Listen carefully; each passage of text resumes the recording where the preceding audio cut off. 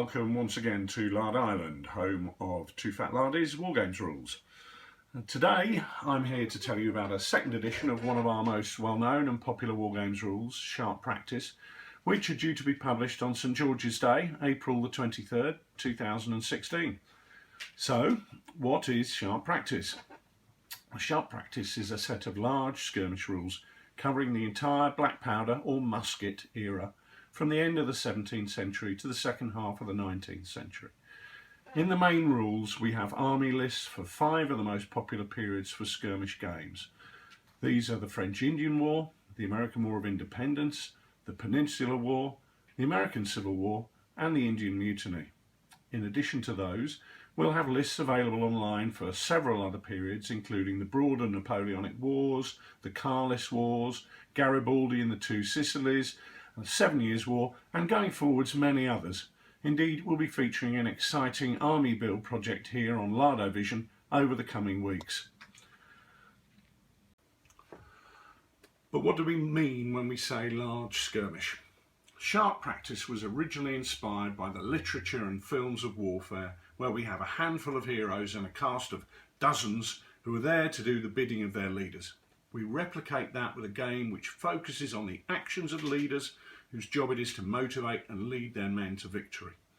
We'll talk about the specific game mechanisms in a later video in this series. For now, let's take a look at a basic force. Here we have a British force for the American War of Independence. The rules give a choice of 4 different standard force compositions. The 1775 regulars, which are suitable for Lexington, Concord, Bunker Hill and actions around Boston and New York. The mixed regular list with a mix of centre and flank companies. A loyalist list typical of the Southern Campaign. And finally a mixed crown and loyalist light infantry force for later war actions. Here I've chosen the mixed regular list. We have a leader with 2 groups of 8 British hatmen from the Fusilier Company. Alongside him we have a second leader with 2 groups of light infantry, and finally another leader with 1 group of light infantry skirmishers. This is one of the core forces available in the rules for this period. All of the army lists are provided with core force suggestions to get you started, or you can simply put together your own force using the point system. Some people may wish to compose their forces entirely of one type of troop. One of the lists is for 5 groups of Fusiliers with 1 attached group of light skirmishers, for example, whilst others may prefer more exotic choices. Choice is yours.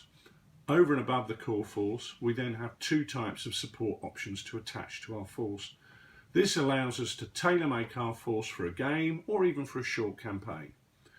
The first source of supports is the generic support list, which contains all sorts of characters or support units. Now, a guide might be able to lead you on a flank march. A physic could assist you when one of your leaders is wounded. A priest could inspire your men to great bravery. If your mission is to destroy a bridge, you'll probably look to take a group of engineers with you and their cart of explosives.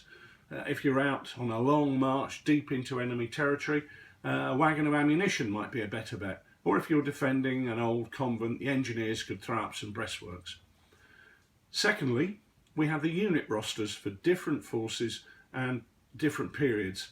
This allows you to select additional units. So you might decide that a group of cavalry will help, or that you need more firepower in the shape of another group of Fusiliers, or maybe some light infantry skirmishers to screen your force. Here I have decided to add an additional leader with a group of loyalist horse, and to invest in a scout to lead me through the woods of North America. Well, you can't see him here, he's off scouting out the lie of the land, but I know that he will provide some real benefits when it comes to deploying my force on the table, as we will see in the next film. Okay, so that's a typical force for Sharp Practice. As I've mentioned, we have lots of army lists in the rules, and the unit roster system allows you simply to construct a force of your own design if you fancy going off-piste. In the next film, we'll be looking at setting up an actual game and introducing some of the game mechanisms. I hope you'll be able to join us then.